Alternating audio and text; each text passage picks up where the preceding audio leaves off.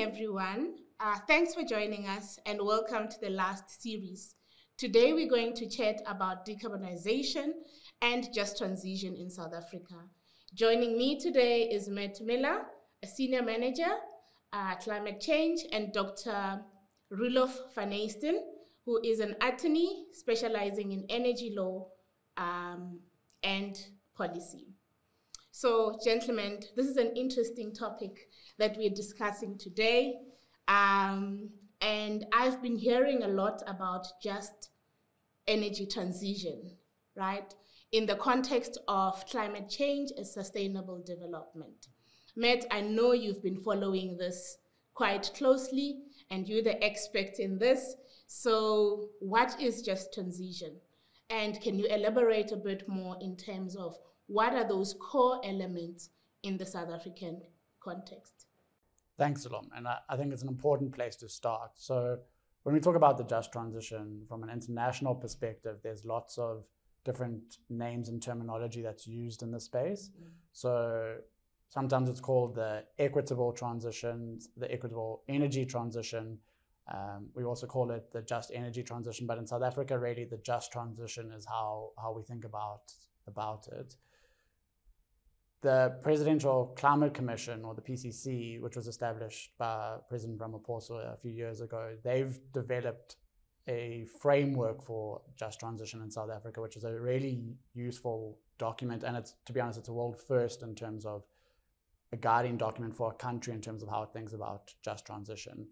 It gives us a great definition on the just transition and how South Africa looks at it.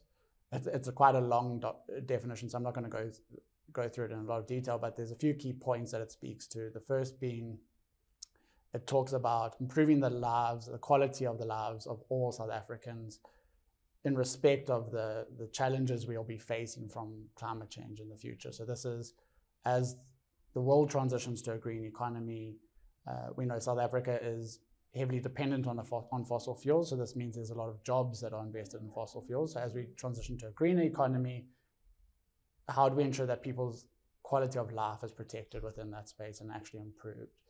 It also then speaks to eradicating poverty as a key measure, and a key process in terms of that it really highlights is bringing the people that are most affected by climate change to the center of decision making.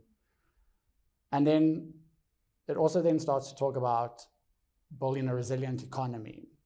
And one of the ways it looks at this is in terms of a decentralized, equitable, and affordable renewable energy system. But if it just left it at the energy system, then it would be talking to a just energy transition. But because it talks to just transition, the definition goes further and speaks more holistically around energy, how we then consider natural resources, so water and land, access to both of those resources, how we really start to bring people along on the journey. So it looks at it from making the most affected people at the center of the decisions we take, as well as then, making sure that we bring people along on the journey. Thanks, Matt. That's quite comprehensive. And from what I could pick up is that it's good that South Africa is further ahead of other economies, given that we have the PCC already established. You'll both agree with me that our energy landscape is quite unique in South Africa, and obviously it needs to be treated uniquely, right? So, Roelof, I know that you've been working in the energy space for quite some time. Can you share your thoughts in terms of the technologies that we see?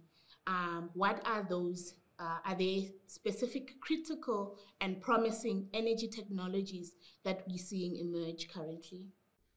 Thank you, Salome. And I think when we think about the just energy transition, our minds automatically go to renewable energy technologies. And the fact of the matter is South Africa has immense potential when it comes to the deployment of renewable energy technologies, given our natural resources from wind and solar. But renewable energy technologies are becoming business as usual in other countries. And for us to remain globally competitive, we need to start thinking about adopting these new types of green technologies in order for us to really showcase our commitment to the just energy transition. So when we think about what these technologies could be, we firstly think about, for example, green hydrogen. Now, recently, Parliament has adopted the green hydrogen commercialization strategy that we actually had the privilege of working on. But specifically, South Africa has immense potential to become an exporter of green hydrogen to key markets across the globe. This includes Japan, it includes the EU, and we also have a few enabling levers that we can pull to start producing green hydrogen. We have, for example, the Fischer-Tropsch technologies, which is central to the production of green hydrogen. We also would need to develop green hydrogen hubs within South Africa, be it at Boegoes Bay, be it Richards Bay or Kucha, to really export the green hydrogen to these key select markets. Another key technology emerging in South Africa is large-scale battery energy storage technologies. So in South Africa, we have seen that the government is starting to procure renewable energy alongside battery energy storage in order to mitigate the variability associated with renewable energy resources, and to then release that energy, for example, during peak hours when we need the electricity the most. South Africa is also in a fortunate position that we have access to 15% of the world's vanadium resources.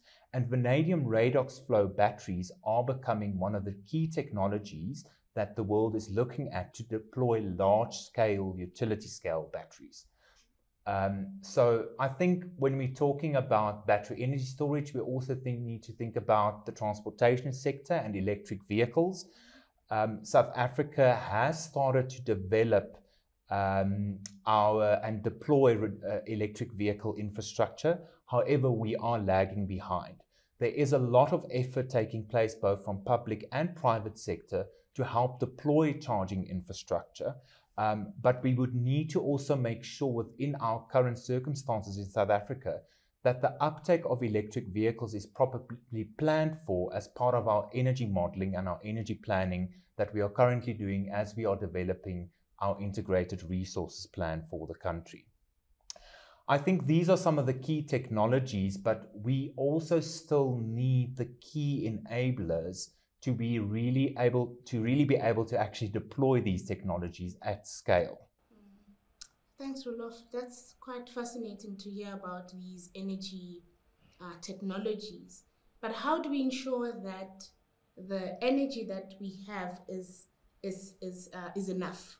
You know, what are the factors or enablers that we have in place to ensure that the deployment of these technologies happens?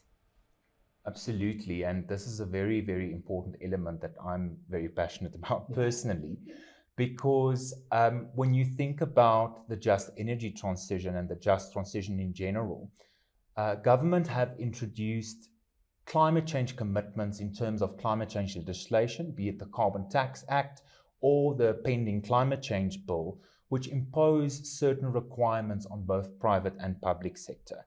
Now, what private and public sector need is enabling legislation from an energy perspective to enable them to really achieve those obligations set out in climate change legislation. And only if you have the climate change legislation and your energy legislation in balance and supporting and connecting with one another can you facilitate a just energy transition. We have done a lot of work in the last 3 years, and actually we've done more in the last 3 years than in the previous 30 when it comes to regulatory reform in the energy sector. Some of these reforms that have taken place is we have scrapped the capacity threshold required for electricity generation projects to license with our national regulator. We have also introduced the Electricity Regulation Amendment Bill. And once that bill is passed, we will really see a radical transformation in the energy sector in South Africa, because we will be moving from a vertically integrated model to a more wholesale electricity market that will naturally result in the increased deployment of private sector generation projects. Now, how this market is going to look like, we don't necessarily understand yet. And this is one of the aspects that I want to touch on. We need regulatory certainty and regulatory incentives to help deploy technologies and the technologies I mentioned earlier at a greater scale. So we need, for example, to understand the market code and how the market is going to operate. We need to include incentives. We already have a few energy incentives outlined in the Income Tax Act, but we need a few more incentives to be introduced to really help the deployment of electricity and energy generation technologies. One element that we can also start focusing on is the social element, and that is typically something that we are lacking in South Africa. In other jurisdictions, they have introduced the concept of community-owned renewable energy projects, where communities not only are able to benefit from the energy being generated from those plants, but they have an actual stake in that plant, and they are able to be taken along the journey of the just energy transition, and they actually have involvement in these projects. So that social element is really critical to address, and it's something we're lacking at the moment in South Africa. Very interesting. And I actually like the angle in terms of looking at the social side. But that's very close to my heart, being the economist and being passionate about people and community impact. So, Matt, I know that we've been talking a lot about technology, right? But behind that technology, there's people, right? So your employees, whether it's suppliers, as Roelof has also elaborated, how do we ensure that the decarbonization plans that we are currently developing not only look at technology, but also prioritizes the needs and the well-being of the stakeholders that we're talking about?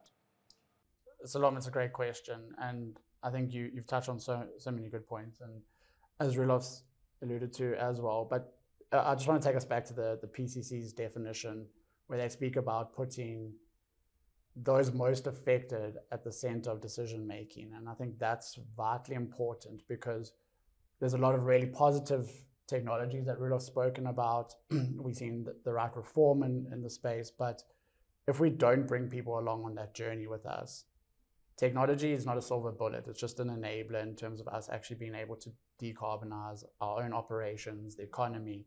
So we need to make sure that people are brought along, because climate change is not an environmental challenge. Fundamentally, it's a social and an economic challenge. And we see that play out when we have the day zero droughts in Cape Town, how that affects society, businesses, and how that starts to play out. So if we can implement the best technologies, but if people are not brought along, then we won't see the true realization of those technologies. And so if we take net zero, for example, net zero, fundamentally, if I'm an organization making a net zero commitment, what I'm doing is I'm not only committing myself to achieve a decarbonization strategy that gets me to zero, but I'm committing my whole supply chain. And you've spoken about communities and employees and supply chain. And I think that's the big consideration, is when we go on this journey, how do we bring those along with us so that when our decarbonization plans are not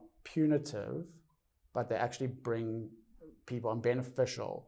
And so collaboration is really what's key in terms of our decarbonization plans and putting people at the center of it. So Roelof spoke to the example of the community-owned schemes overseas. And I think that sort of value, we've seen that in certain areas in South Africa around water and some collaboration schemes there.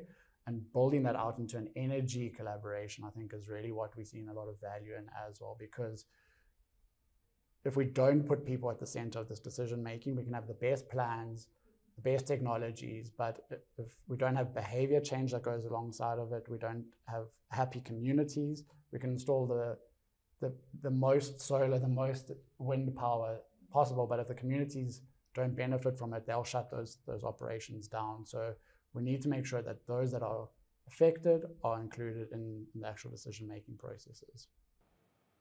Thank you, gentlemen. This has been an incredibly enlightening conversation for me, looking particularly at the energy transition.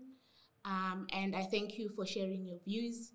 So as we wrap up in 30 seconds, let's share our views in terms of, if we were to think of one thing that we take away from this, what are those non-negotiables that companies should look at when we're planning for this transition to ensure that the just energy transition is successful, but is also equitable to everyone?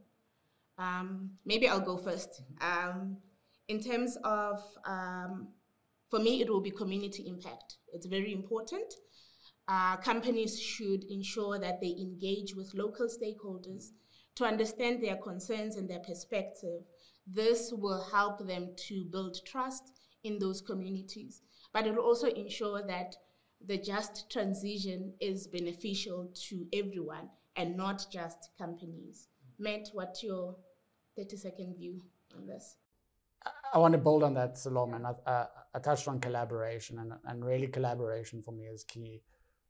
Companies need to work with their suppliers, with their employees, with their communities, and collaborate with them to solve the solution. Because if you're a single company trying to decarbonize on your own, you're a fish swimming upstream, and the stream is slowly starting to change, but it's a lot of effort. Whereas if you get a lot of other people to swim alongside you, it becomes a lot easier in terms of this process. So not only collaborating with your supply chain, but also with the operations around you, the other peers that operate in the space, so that the whole industry as a whole is moving forward rather than one person fighting the stream. Roelof, your views on this? Salome, I think if you'll indulge my inner lawyer, but I think for me, we are at a very critical point in South Africa from a regulatory point of view. We and companies need to make their voices heard to assist government to make sure that we are able to devise and deploy the correct regulatory reform measures from an energy and a climate perspective. And only if we assist government with doing that will we be able to not only solve our energy crisis in the country, but ensure that the process is, as you mentioned, just and equitable, and that we facilitate economic and social transformation. Thank you very much. I would like to thank everyone today for participating in this discussion. Throughout the series, we have emphasized the need and the importance of developing actionable strategies that are holistic in nature. It's clear that making sure that we create value, fostering inclusive economies, making sure that we address environmental concerns, as well as our discussion in terms of prioritizing just transitions, are all 4 key elements that needs to be looked at and thought of collectively.